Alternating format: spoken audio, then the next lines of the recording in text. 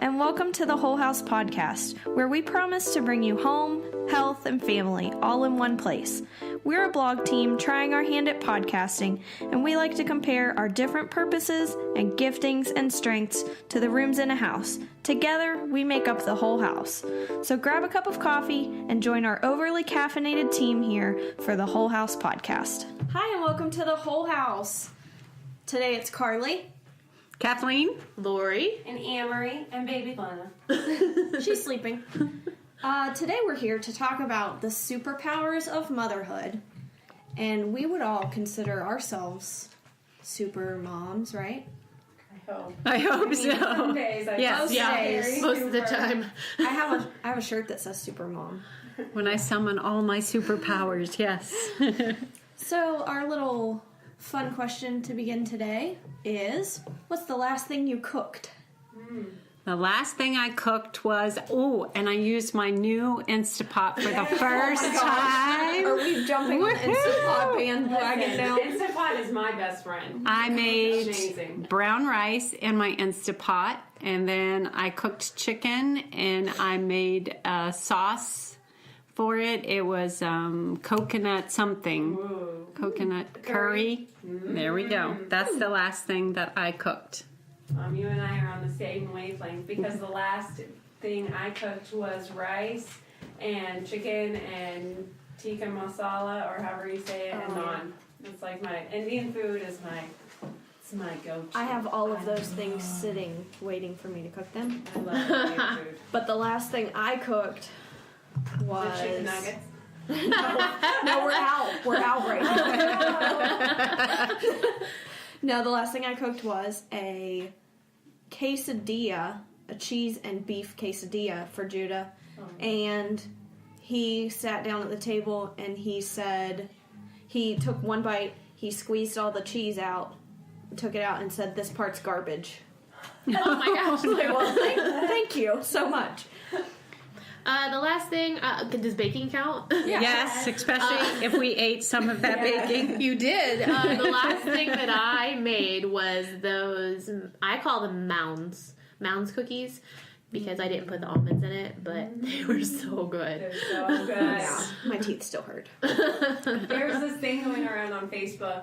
Your question reminded me of this, where it's if you could choose one of these things as a mom, what would it be? Like your house being cleaned all the time, automatically, all your errands be run, your kids eat no matter what you make, no matter what, without complaining. And there's one more, and I honestly, over all of those other things, would choose my kids eating what I make them. I would too. Because It's so frustrating. every time I put something in front of Cecilia, she's like, "I don't want this." Especially when they asked for it. Yeah. Right. Can I tell you how many times that JR will not eat what I made and go for a bowl of cereal? Yeah. Well, I cereal. had that rule.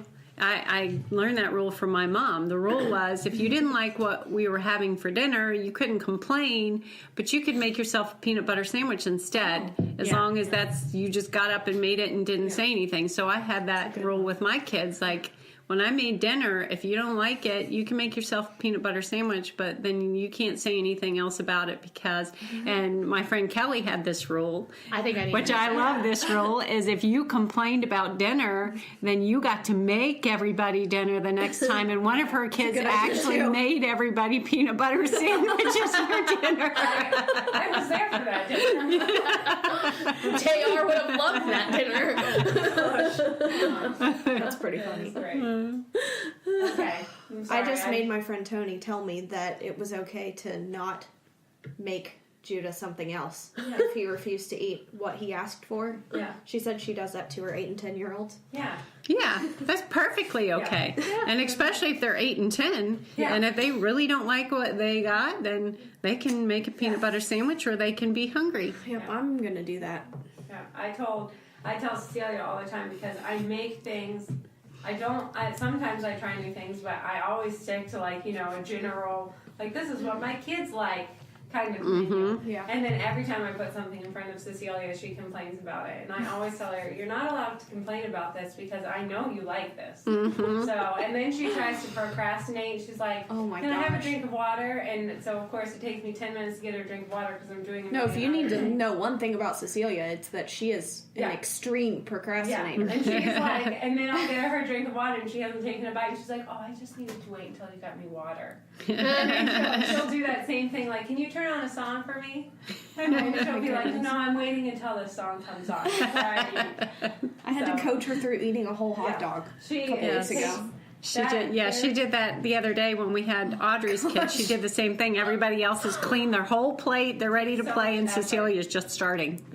That, you wonder why that's what I would choose. That is why. I don't know if this would be helpful for kids that young, but I ask the kids whenever I'm making my menu, I'm like, what would you guys like to eat this week for dinner? I think that's a good idea. Yeah. Yeah, I used to let my kids pick out a dinner, but it doesn't mean it won't backfire on Right, you. I know. Well, that's like last night I made potato soup. JR had cereal. Oh, well. Okay. All right, let's jump back into just... Kathleen's going to start off with a story about how Yeah, I'm she actually... began motherhood. Yeah, I'm actually going to read to you. This is out of my book, A Positive Adoption Story. Yes, I'm blocking the mic here with my paper. So I'm just going to read this to you. I hiked up the carpeted stairs of the townhouse with baby Audrey slung over my shoulder. She slept until I stopped moving up and down like a human escalator. Then the crying began. Relentless, ear-piercing, you are not going to sleep all night, Mama, crying.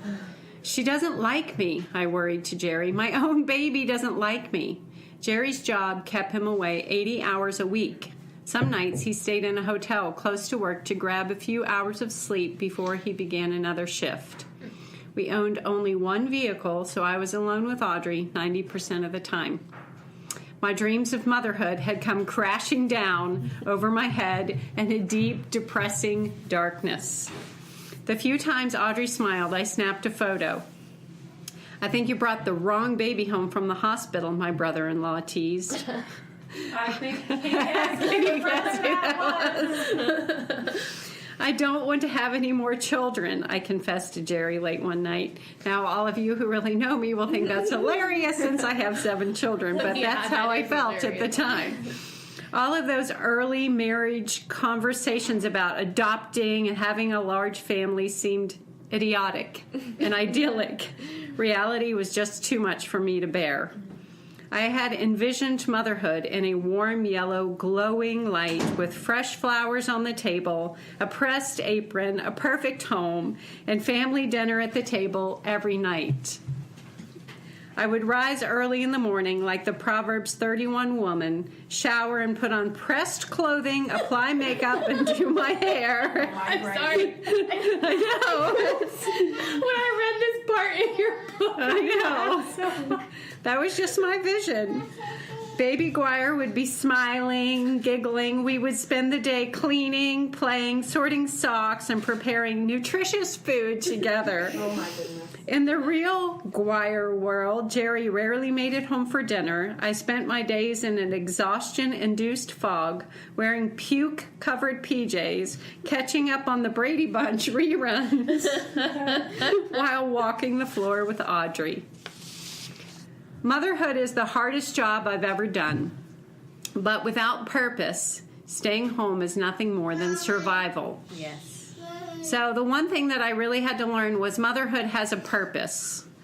And I really wanted to focus on motherhood and our superpowers because in our current culture, if you tell someone you stay home, like we were talking about this yesterday, and Lori shared, this was from a Wednesday night Bible study, when our teacher went around the room and said, okay, everyone just tell your name and what you do. So everybody, ladies are saying, well, I'm this and I'm a nurse and I'm this and I'm that, which is fine. But when it got to the few moms in the room who were stay-at-home moms, it's almost like they wanted the chair to swallow them up.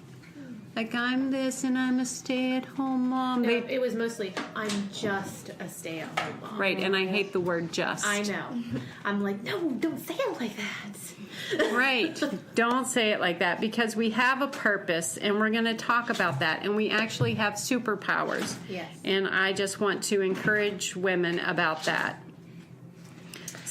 Well, I remember, I love Facebook memories because, you know, it shows all these cute pictures of my kids when they were toddlers, but it also brings up how I used to feel before I homeschooled and was a stay-at-home mom. And I noticed, which it seems like a whole different person to me now whenever I look back at it, because I would say things like, oh my gosh, another snow day. I wish my kids would go back to school. They're annoying me. Or, oh my gosh, is this summer vacation ever going to end? I can't wait for my kids to go back to school and I could be left alone. And now where I'm at in my life, I look back and I think, why was I saying those things? That's kind of some horrible things to say about your own kid. Mm-hmm. I mean, sometimes they're annoying, yeah, but if you heard someone say that about you, how would you feel about that? Yeah, you know, terrible. And I thought to myself, was I saying those things because society says those things, so I thought that I had to feel that way too, or was I saying them because I actually felt that way?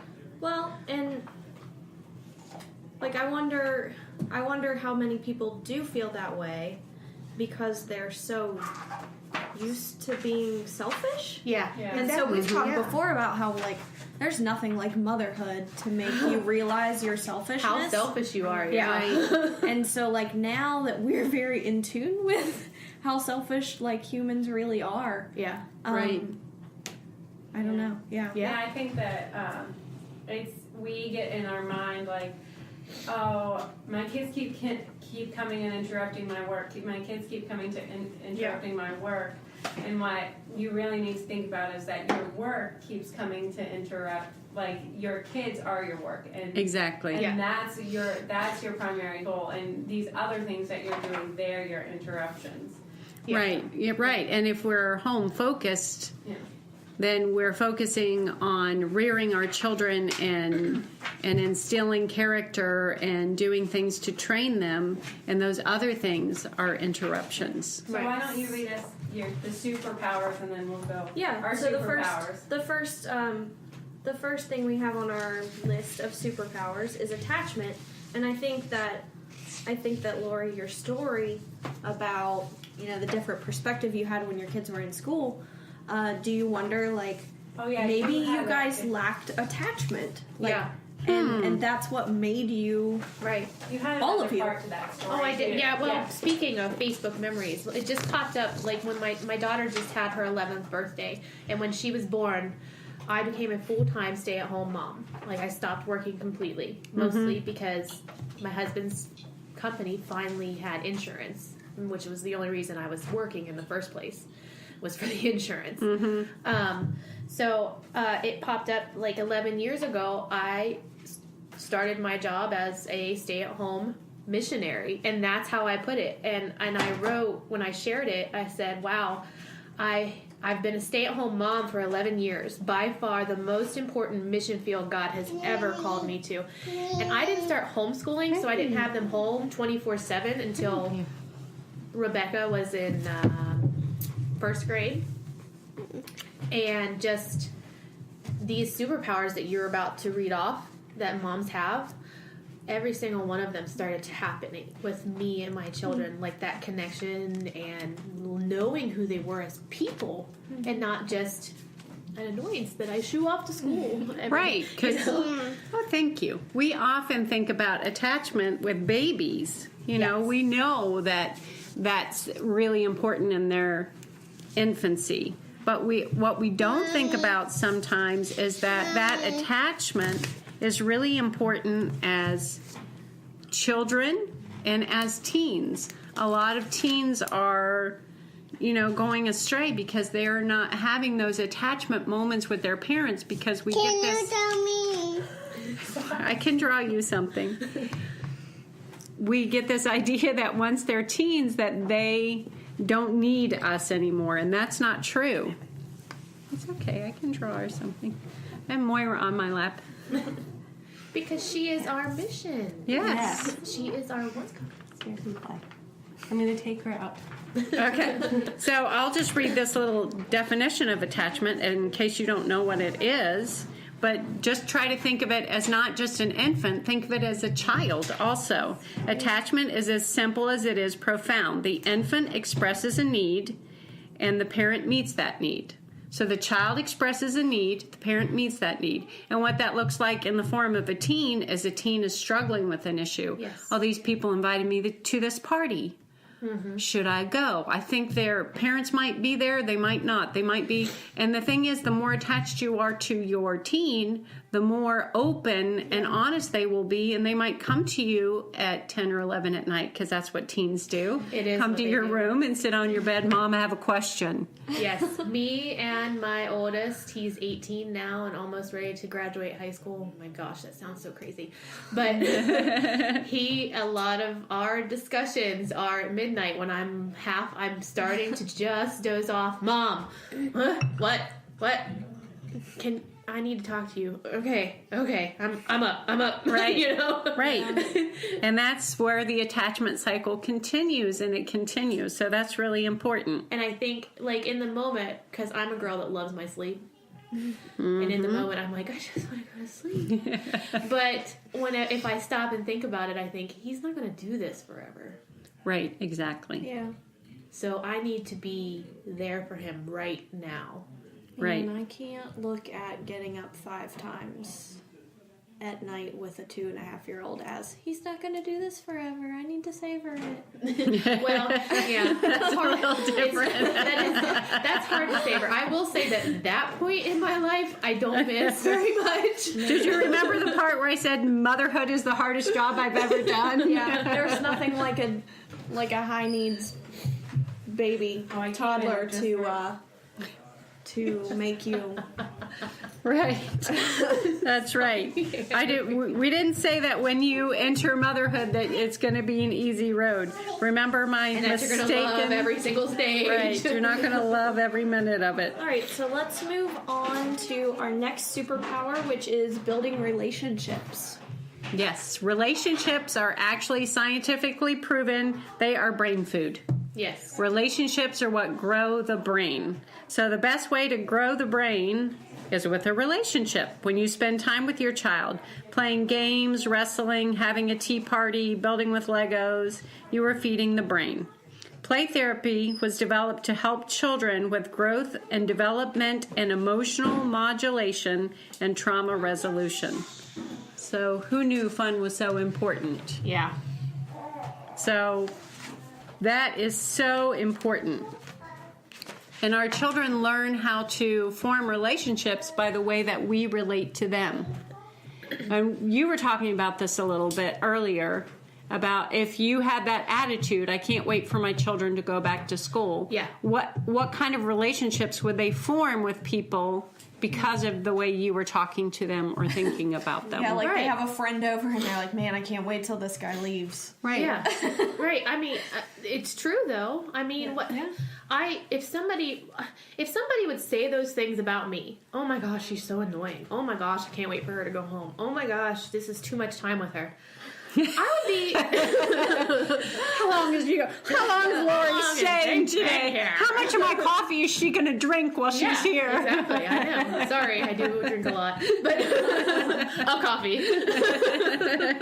But that's hurtful whenever people say those things about adults. So why would they be any less hurtful when we say that about our children? Right, and so that relationship that we're having with our children, they're going to mirror that in their own life. How we relate to them at home, how we relate to them in their life, how we talk to them, how we let them ask questions, how we answer those questions. That's what they're going to mirror in their own relationships. Yeah. And it's kind of scary because when you get out there in the world and you see people who can't, and I'm not talking about people on the spectrum, I'm talking about neurotypical, who can't have a conversation without getting angry right away, or, you know. All you gotta do is look at Facebook and see that. Or, like, what about, like preteens or teenagers now who can't even carry on a conversation with you. Right.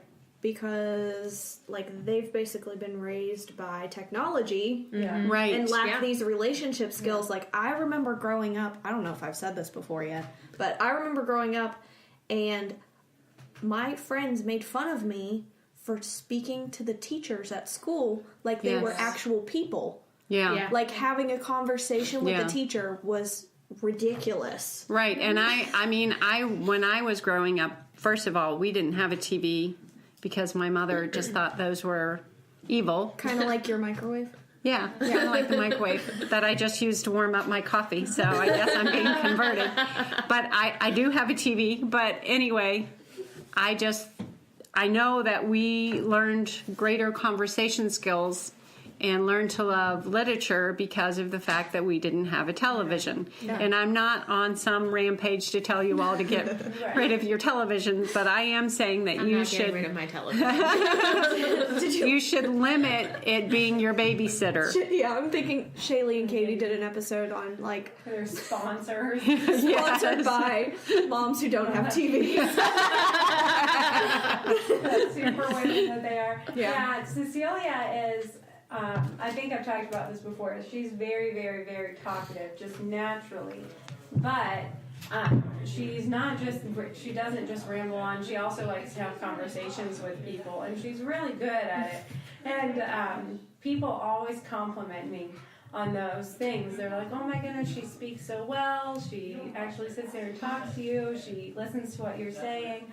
And Seth, my husband, has commented before about other children. He's like, why don't they do that? And I'm like, well, because they're not being engaged in conversations themselves when they have, Or probably not being spoken to. Yeah, like they're not being just a spoken baby. to. Right. Yeah, they're not being spoken to. Yeah. They're being told to be quiet because something else is going on. If they have a question, then the question's not being answered. Seth and I try really hard to, whenever Cecilia asks us a question, to really answer the question, even if it's a ridiculous question. Because, and trust me, that takes up like 90% of my day. Until, because Judah's the same way, until it comes down to, like, an existential question. And I'm like, because that's how God made it. There is no other rhyme or reason for this. Yep. But because we want her to feel like she can ask those questions, and those questions do have answers, because later on in life she's going to have questions, and we want her to be able to feel like she can approach either us or somebody else with those questions, and instead of just sitting there in her mind like, oh, I have a question, but nobody's going to answer it. And that's a really great point, because you want your children to ask those questions at home under your roof before they're grown. And let me just point to teens a little bit. You know, you want your teens to be able to ask you any question about anything, without you saying, oh my gosh, that's not biblical, or that's not, you know, you need to be willing. We don't talk about those things. Yeah. We don't talk about sex or any of those other things. No, you need to be willing, because here's the thing. If you don't answer their questions, somebody else or something else will Troubleshoot until they figure it out. Exactly. Yeah. My dad was very good about that. Whenever we had the talk, he's like, "Do you ever have any questions about anything? Then you can come to me and ask." And I had some questions, and he's like, "I was not ready for your question." But all I remember is him doing a really good job of not making me feel like I was stupid. Yeah. Right. And I want to give Adam Simmons a shout out, because I was going to mention that. Yeah. Before I was a parent, and I remember being like at Thanksgiving or something, or Christmas, before Gabe and I got married, and I remember like listening to Adam explain something in detail to the boys who were toddlers back then, the twins, and I remember thinking like, do they even understand him? And now I'm around the 7-year-old twins, and I'm like, they understand everything. And so, like, Adam is probably the reason that I explain things the way I do to Judah. Yes, you know what's he's funny very though? good at that. Something that I notice that whenever those type of kids, like my kids are very good at talking to adults. Adults are not used to that out of teenagers. Yes. So they Right. kind of look at them like they have two heads. Yes. Well, and I think it's because most of them can't. Yeah. Well, Right. yeah, and I have. It's not as cute as when they're Yeah. toddlers. In my experience, I was talking to Seth the other day about people, like personalities, and people that I have trouble talking to, like personality types that and a few of my friends are just really quiet people, and I love them and I want to engage in conversation with them, and I want to, but it's so hard for me to engage in conversation with them because I feel like it's one-sided. And I asked that, I was like, why do you, I mean, other than just being a personality, why do you think that they don't talk to me? Like, they can't. Right. I ask them questions. I try and start the and they don't do that for me. Why don't they? And he was like, because they never learned that from their mom, from wherever they were going, because when you're not at home with your mom, or someone steady, and they aren't there to have a conversation with you, Right. to sit there and talk to you. I didn't go to public school, but I know that when you go to public school, you go from one class to the next class You to the do. next class to the next. I did go to public school. And then, I did too. And then, so you weren't with somebody long enough because during class, most of the time Well, you're just and you're listening. responsible for doing that. So if Yeah. you don't have the skills to begin with, You're not taught them. Yeah. So say you get to like 8th grade and you don't know how to like ask someone questions, Yeah. then it's Right. going to be a lot harder to make friends. Yeah. I'm very awkward around those type of people because Yeah. I've told Kathleen this before, but I really I don't like small talk. I don't either. It annoys me. Right. like how's the weather? I don't know. Look outside. You know, so if I go up to someone and ask them pointed questions about things, and then they just give me like a 1-second answer, and then I'm like, Okay. Okay. Talk to me more. Where do we go from So here? my husband's like that. I go, And- okay, bye, and I walk away. And there are only certain people who understand that about Gabe, and so like some people know what to ask him to get him to Yeah, I was tell going to them. say, you have to know what to ask you him. have to know what to ask, and so it's a matter of like actually being deeper. Yeah. Right. Yeah.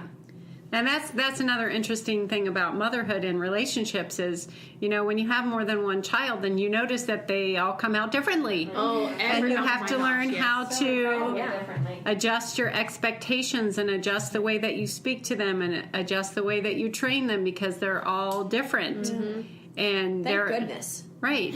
I'm so glad we're different and diverse and we're not all the same. 3 Cecilias, I might die. Right. Well, if I have if I have another kid and it's exactly like Judah, Well, I always Too say, much today. I've answered too many questions and I've tried to force feed too many children. listen, I can just see my future because Judah is basically Cecilia Yes, two I know. and a half years behind. Well, I am a very reclusive person. Like I enjoy deep conversations and stuff like that, but to recharge, I have to be like alone. Right, you're an Quiet. introvert. Yeah. And I always say that God gave me JR second because if I'd have had him first, I'd have had no more children. That's what my mom says about my sister. So let's move But on you to did have more children. I did. Yeah. I did. and Rebecca's Praise amazing. Lord. Yes. They're all amazing in their own little way. Yeah. Let's move on to the Yes. next superpower that moms have, which is influence. Okay. I feel like that Influence. goes over everything. Yeah. Yes, influence is the capacity or power of persons or things to be a compelling force on or produce effects on the actions, behavior, opinions, etc. of others. So when we have that superpower, and it goes all the way back to the garden, Adam and Eve. Eve influenced Adam in the wrong way. So she used her superpower for the not good, Right. and is affected villainy. all of us. But the great thing is we still have that superpower. It hasn't gone away. Yeah. We can influence the actions of our children. We can influence their behaviors. We can influence everything in their lives because that's our superpower. And I think I've told you before, like, my husband will tell me yes to everything that I ask him. Anything that I ask, he will tell me yes to. I have to be careful because I could very easily be like, selfish, you know, he's going to say yes to this. I'm going to go do it, you know. Do you think he might be maybe a 2 on the Enneagram? I don't know. I forget what all those are, so. Because I can't. I'll say yes to everything. But he does. Anything that I want, and like I made a post just like yesterday or the day before about my concealed carry permit. I mentioned it one time to him, but because he loves that type of thing, he is bending over backwards to make sure I'm going to love it too. Yeah. Wow. And he used money and gift cards that he was given for Christmas for himself and bought me things so that I can enjoy that with him. Because, you know, that's the power of influence. Well, And I think we can either look at this as a good thing or bad thing that we don't even know how far our influence can go. Right. Like, I remember talking about this at church one time that, like, our actions, like, create ripples that just will go farther and farther. Like, we may never even see the fruits of the labor we're doing now. Right. Like our great grandchildren on down the line. Because like my mother's influence. Yeah. Because she became a first generation Christian, and then we're the second generation, and my children are the third generation, and that blessing will keep going. Right. And I'm just going to read you this little excerpt about the influence, because we're talking about, you know, today a congregation of women scream, "We want power." And that's just a cry of a hurting world. Yeah. You know, we want power. Sometimes we think that power is the answer. And what we don't realize is that we already have power. Yeah. And it comes through influence. And it is the woman, the wife and the mother, who wields the power of influence. She is that quiet warrior behind closed doors who scrubs bacteria from toilets, tucks wiggly bodies into beds, makes peanut butter sandwiches, and judges Lego building contests. She covers the words of the Lord with sticky tabs and prays in the gray dawn for her husband, her children, and those sick in the church body, noticing those hurting souls. She makes the house feel like a home, whether it is a trailer, an orphanage sick room, a suburban house, a mansion, or in a gated community. She plants flowers, reminding the family that beauty exists when the money is too tight to travel to a museum. She has water fights with her teens in the backyard, and when the move to a new city isn't working out. She laughs at the child's first attempt at a joke. We love those first jokes. I know. They're funny. And this reference is one of my favorites. The mother holds the flagon with the dragon, the chalice with the palace, the cup of poison. That's from The Court Jester with Danny Kaye. She can share the poison cup and live in a negative environment. Like Carly said, you know, we can use our influence for bad or good. We can be full of negativity and strife. But she also holds the honey-flavored drink of kindness that she can dispense regularly for a sweet environment. It is up to her which one she drinks and shares from and which she throws out. Yeah. I think that there's a reason that in Proverbs we are called to raise up our children in the way that they should go, and that when they're old, and that's accompanied with the fact that mothers should be homeward, or women should be homeward focused and focusing on their children. It's because if you, our mother, are raising your children in the way that they should go, and you are with them all the time, then whenever, and you are encouraging them and giving them, teaching them how to react to someone, or giving them a Bible verse when they're angry or something like that, and when they get older, the little voice in the back of their head is going to be you, and it's going to be hopefully a positive one, hopefully one that's giving a scripture verse, hopefully one that's encouraging or saying Right. stop and help that lady, or stop and help that mom who has 3 kids and needs her groceries put in her car. Your voice is going to be the one in the back of your child's mind, and Or Daniel Tiger. or Daniel Tiger. But you're the one who turned Daniel Tiger. Yes, that's right. And Seth just watched this. Seth just listened to this, and I listened to it with him. It was like a 50 or so questions with, I forget his last name, but I know his first name is Nathan, and he works with a pastor, Doug Wilson, out. And one of the questions that they asked him, they were following him around his day and just asking him random questions. And one of the ones they asked him was, who was the most influential person in your Christian faith and in your walk with Christ? And he mentioned some men, like this, which are important, like obviously some pastors that spoke to him and stuff. Mm-hmm. But he also said my mother was the most important one, because she's the one who taught me what grace was originally. She's the one who taught me forgiveness originally, and love, and all of those things. So I think that, and it's evident when you ask anybody, and like you're talking to them, and you say, and anybody who has come from a positive background with a good mom, or has come into that background with a good mom, and you ask them, and they always attribute everything to their mom. Yeah. Right. And that's something, I had a quote influence, for that. when you said something about your mom being first generation. Yeah. Yes. That reminded me, and this is a story my grandmother just told me, that I grew up my whole life not knowing. I'm 36 now, and I didn't know this until recently. Her parents did not take her to church. Yeah, she was invited to church by friends, and then she got her parents to go. So it was my grandmother's influence. Yeah. Wow. Knowing my family the way that they are. My dad is a pastor. My mother's a pastor's wife. A pastor, yeah. It's from her going with friends. Wow. It was her. It was her. She was the one that her and my grandfather, because they, Elkins. It's a very close community. But right. Well, even in the Bible, it says that if you're unequally yoked, and the wife keeps continuing going to church and continuing to pray for her husband, then her husband is going to eventually turn to Christ. Yeah. Because women have influence. They Right. have influence over... Yeah. He will be one because of that. Jacob just said that to his starting point leader. Sorry.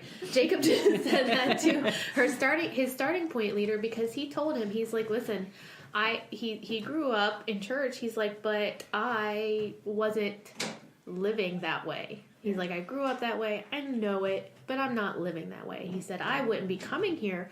I would not be doing this if my wife did not go to church and tell me how important it was to her that our children went to church. And he's like, and I just started coming with her because she had told me. That's the power of influence. That's right. Superpowers.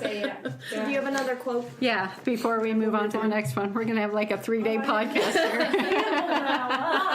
I don't know how much longer our kids can last. Right. This quote is by Billy Graham.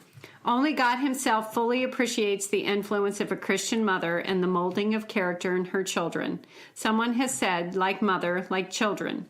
Most of the noble characters and fine leaders of history have had good, God-fearing mothers.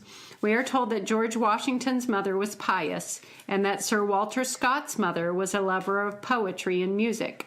On the other hand, we are told that Nero's mother was a murderess, and that the dissolute Lord Byron's mother was proud and violent. The influence of a mother upon the lives of her children cannot be measured. They know and absorb her example and attitudes when it comes to questions of honesty, temperance, kindness, and industry. End quote.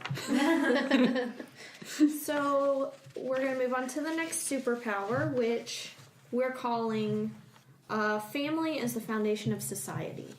Yes, because women are the building blocks of the home. We have whatever we put out everyone absorbs. Well, and you know these that are pretty saying, closely related. right? But if mama ain't happy, ain't no one happy. That saying, like when your husband comes home at the end of a day, or you meet him out for coffee, or whatever, and you are the one who brings that feeling. You are the one who has that position of creating an environment. So you can create that family environment. We each have our own family government, and people don't talk about that, but we all have a little mini government in our homes, and we pretty much get to set that up. We can have the government of sloppiness and never do anythingness, or we can have the government of industry and joy and peacefulness and being flexible. And Well, we talked about this a little bit in Parenting Against the Grain. Yes. About like the parenting style we take on and how we kind of choose attachment parenting, but like maybe some of us grew up in a more authoritarian home, Right. But Right. we get to make that decision. we get to decide. yeah, We get to put those stones in place. We get to build that foundation. yeah. So, you said you wanted to... Yeah, I had it. Well, I guess I had a example for the last one, but it could play over to this. But also, I was going to say that your family is the building blocks of you. This is building blocks of society. Sorry, I'm trying to gather my thoughts here. It's okay. And I think that it's interesting that what you were just saying is that when your husband comes home, or when you meet your husband out for dinner or coffee after his day of work, and he walks in the door, and he might have had a good day, or he might have had a bad day, he might have had a stressful day or a joyful day, but when he walks in, there's this little environment in his home, and the way that you react to him when he walks in the door, and the way that your children react to him, it's going to influence his whole day, whether he had a good day or a bad day at work. Right. And so if you walk in and you start complaining about everything that went wrong, then he's automatically going to get stressed, and the kids are going to come up to him and try and talk to him, and he's going to snap at them because he knows you're frustrated with them. But if he walks in and he feels joy, then that is how the rest of the evening is going to go, is just joy-filled. And even if you did have a bad day, the entertaining is going to. And I think that is that's evident where, it's evident when you look around society, and like when you walk into a business and there's a receptionist sitting right there, and the receptionist is a snooty lady who acts like she didn't even want you to walk through the door. You automatically perceive this business as a bad business, Right? a business that you don't want to come back to, and as you feel, even if the rest of the people are nice, you still feel this like overlying thing where like that was not a business I want to be associated. But if you walk in the business and this lady is kind and sweet and offers you water and asks how your day is and all these kind of things, then it's a business that you will recommend to your friends, and that you will go back to, and because you feel welcome. Because you feel welcome. So we have had or will have an episode on how we are the employee and the boss. Yes, and so that's right. I was just thinking, like, we are the receptionist. We Yes. are the boss. Yes. We are the everything. We are Yes. and it's really important to remember that if we enter, guys are problem solvers. Yeah. Yes. So they let's are. just say that. So let's say you tell. They want to fix everything. Yeah, I'm just going to use this as an example. Let's say you're a homeschooling mom, and every day when your husband gets home and he's like, "How did the day go?" and you say, "Well, this one did that, and this didn't work out, and this subject was terrible, and blah blah blah blah." Well, pretty soon, guess what he's going to say to you? He's going to say, he's going to solve that problem for you. Maybe you shouldn't homeschool. Yeah. And then you're going to be like, no, I wanted to homeschool. I really did. We have to remember that we are the receptionist, the boss, the employee. We're there. We need to self-correct ourselves because when we use our husbands guilty as like our dumping ground, like they get home and we vomit, like, you need to listen to everything that happened today. Even in a different context for that, I remember, like, even before I was dating Gabe, a boyfriend I had in high school, I would always, like, go dump the bad stuff to my mom.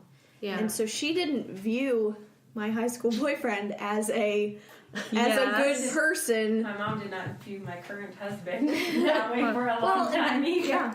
So, like, because we want to speak to people from all walks of life. Exactly. Like, if you are bringing your bad baggage about your relationship to, say, your parents or your sister or your boss boss, like, they're not you going to have this a positive job view. But all you do is complain, and your boss is like, well, maybe I shouldn't have put you in that position. Right. Yeah. So go ahead, Laura.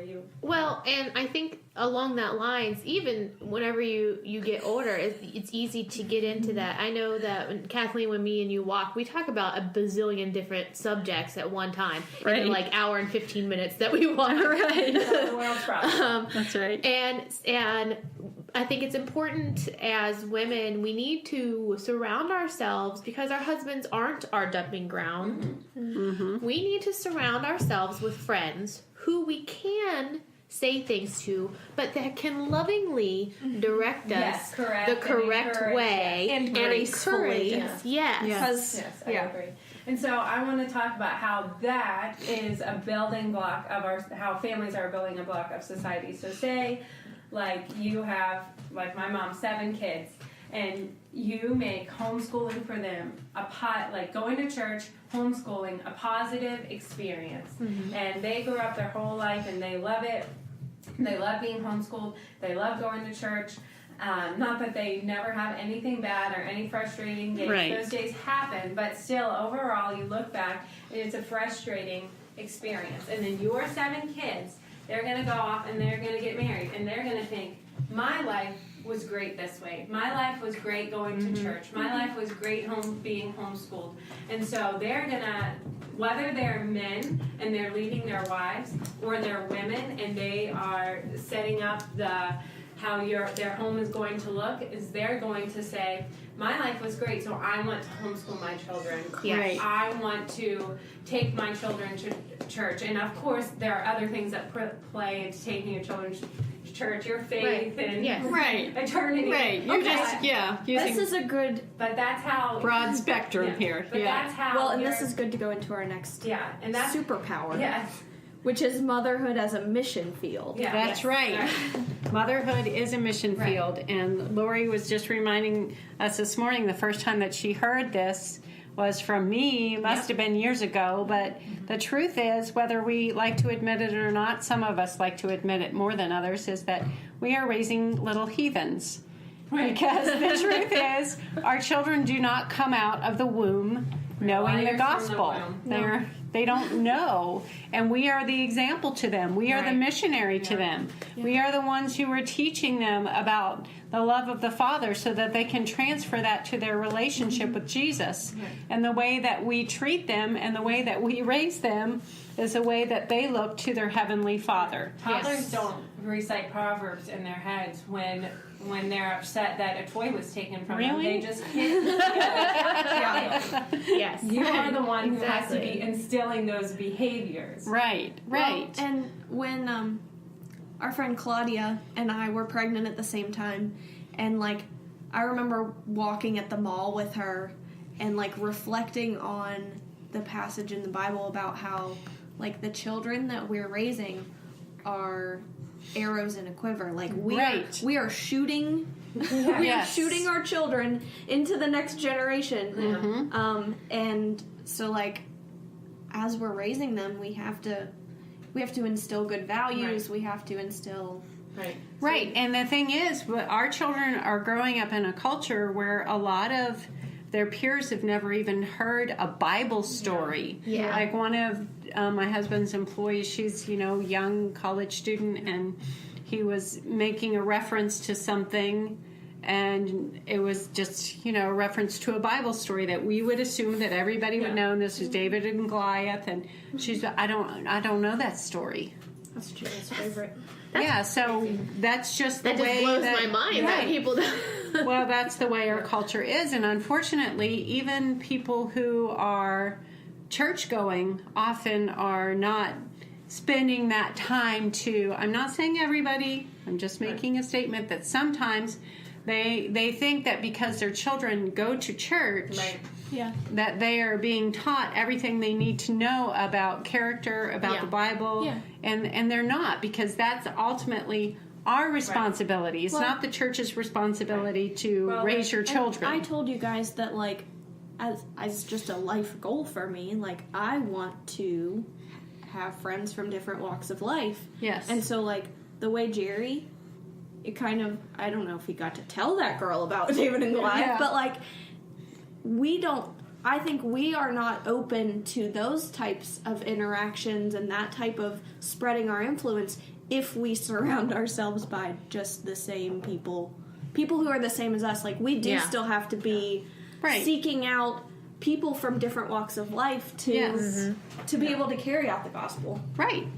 Right, and yes, he did, because that's the way Jerry is. He has a lot of, young people working for him that he gets to, they call him Dad. Yeah. They say, Dad, we need some advice. Right. Well, Seth taught at a Christian school for many years, and a lot of his students, to attend this Christian school, their parents had to sign something that said that their family was a Christian family.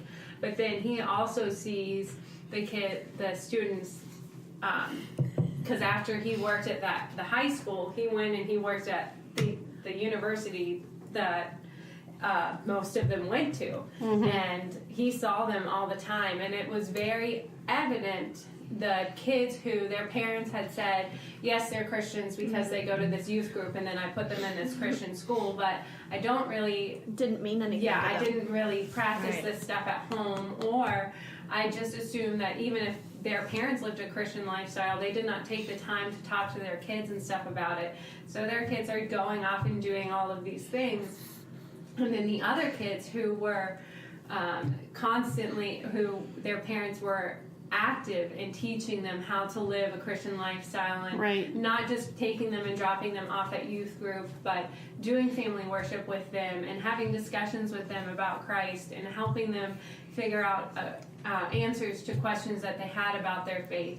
And those are the children those are the college students and now adults that are living as evident that are following Christ and are going to be leading their family that way too. Well, and something I realize about that is that, like, we can only set our kids up to make these decisions for themselves. Exactly. We can't make the decisions for We'd them. We'd like to, but we would like to, I mean, we can't. But you're right.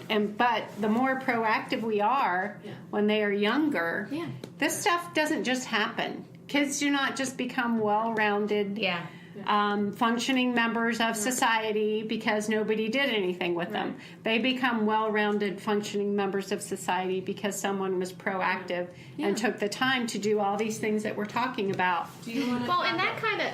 Sorry. No, that kind of explains a little bit about why society in general maybe views children as an annoyance, because we are in our society right now, everything is right now. Yeah. The internet speed is right now. If it takes longer than 2 seconds, we're frustrated with our internet. And whenever I was a kid, it was like, you know, to log on. Like you could turn it on, walk away, and go watch a half an hour program, and come back, and maybe the internet might be on. 12 hours, and then the phone would not work anymore. Okay. So, but and now everything is like all right now, exactly right when you want it. We expect our children, I think. When we're annoyed with them, to just toe the line right now. Yeah. No work involved. Well, and so like we have to acknowledge that may be frustrating to us, But like I said earlier, we may not know what is going to happen in the future. Like, say you're teaching your child how to respond to disappointment now, Right. and then 18 years down the road, like, They don't get into the college that they wanted to get into. yeah, and Right, that they're influence, dealing with yeah. that on their own. You know, they Right. know how to do that. Or even further down the road, like, say you've raised a daughter who in her 30s, like, is struggling with infertility, and like, because of the things that you taught her about disappointment and trusting Christ in her childhood, like, she knows how to better deal with that Right. later down Exactly. the road. To turn to the scripture. And Exactly, Yeah. and she Mom. has coping skills. Yes. Do you want to talk a little bit about how this is sometimes even a little bit more difficult, but also a little bit more important with adopted and foster children? Do you want to do that, or am I putting you on the spot? Processing. But I think we could, like, have a whole episode. Yeah, I think we should have. Yeah, a we whole should. episode So we're on gonna that. save that for another episode. Sorry. I was just thinking about that. Oh, you got the hook. I kind of want to, like, I want to bring it back around because, like, we've talked a lot about how all of this work has to go into motherhood, and so let's just talk a little bit about how, like, we do have the strength to do this. We don't want to leave you with, like, this is a list of things you have to do as a mom. So let's, like, Those are all our superpowers. let's wrap up with something positive. I would say that Lori said this just a little bit ago in this podcast, in order to be a good super mom, that one of the other things you need to do is surround yourself with other good super moms. Yeah. And to enable you to get through the day, because like we said, your husbands think differently from you, and they're just going to get frustrated if they can't solve an issue right away. Right. They're gonna And try they're and solving fix the it. issue might not be exactly what you wanted, and then you're just going to get frustrated with each other. Whereas females know females. So Yeah. if I have good, my mom is one of them. I have a close friend, Rachel, that she calls me out on things when I message her and I'm complaining about something, and she will call me out and be like, I'm like, Cecilia has such a bad attitude today. She's whining at this, and I'm so tired. And I say that, and then she's like, well, maybe you have a bad attitude because you're tired. And I'm like, okay, Rachel, I don't want to talk to you anymore. Talk to you later. Did you just say that though recently, or was I dreaming about that? About finding wiser, older. Yes, you did. You Yeah, said I did say you did that. just say that. Not I that. said that on my It was live in your day in videos. life. Yeah. Yeah. Oh yeah. I'm You know like, what's did I funny dream though? this? So I have a friend who is a stay-at-home dad, and it's funny that, like, we can commiserate over the same things about parenthood. Isn't that funny? Yes. Like, it's diverse, but that was just a funny tidbit. So let's leave. I want to leave like a little bit of encouragement and positivity about, like, you can be Yes, this you type can. of mom. So let like, me just and say you don't something. have to be perfect either. That's what I was going to say. Okay, we do have all of these superpowers, but we also are humans. Right.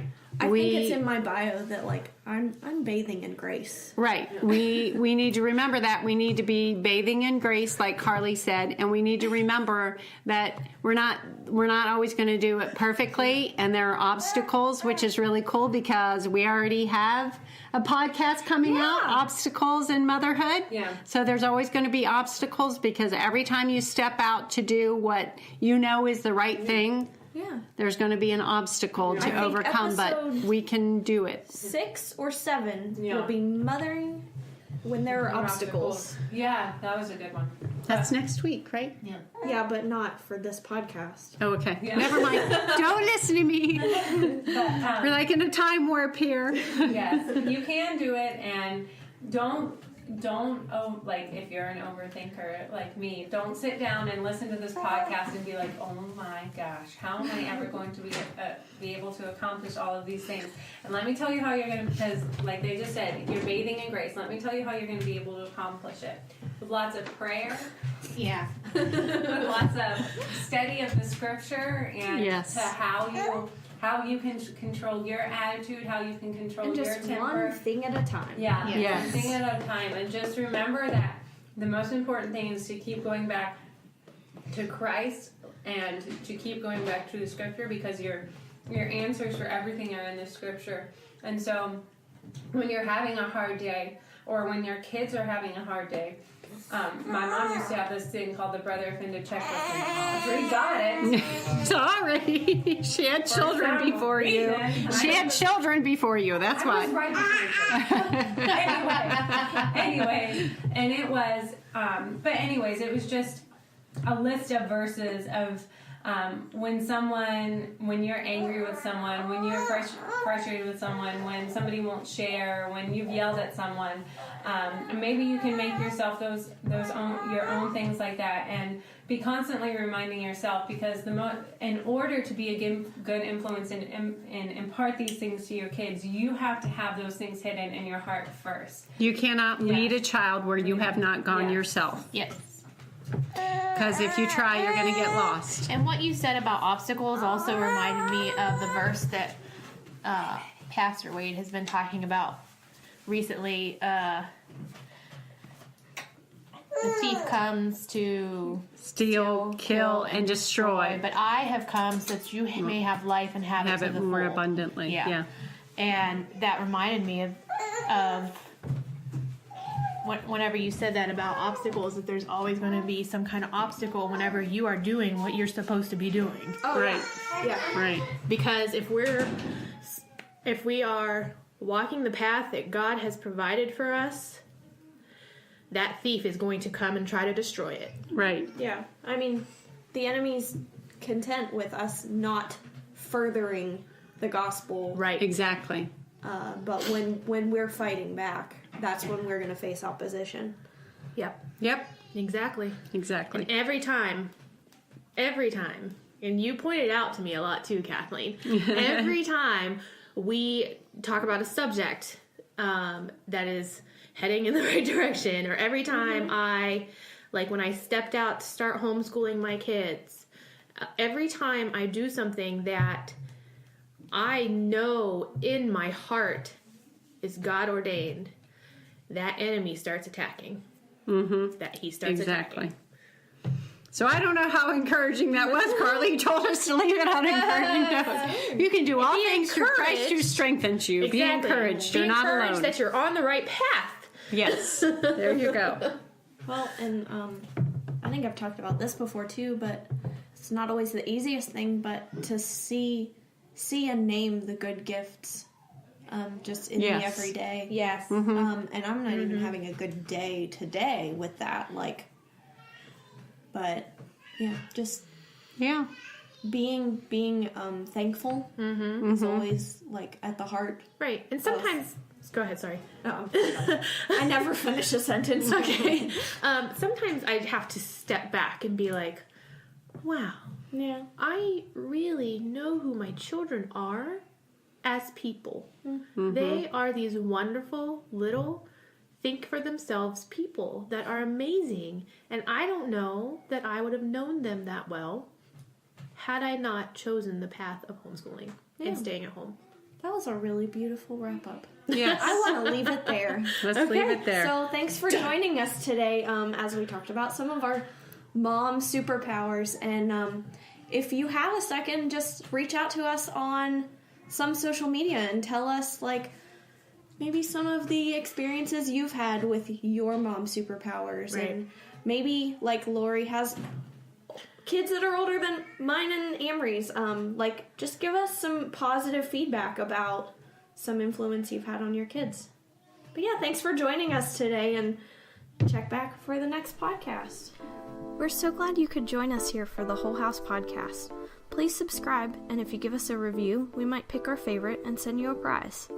Please remember to like the Whole House Facebook page and follow us on Instagram at @the_whole_house. And please sign up with your email on our website, thewholehouse.org, to be notified when new things are happening here at the Whole House. Thanks so much for listening.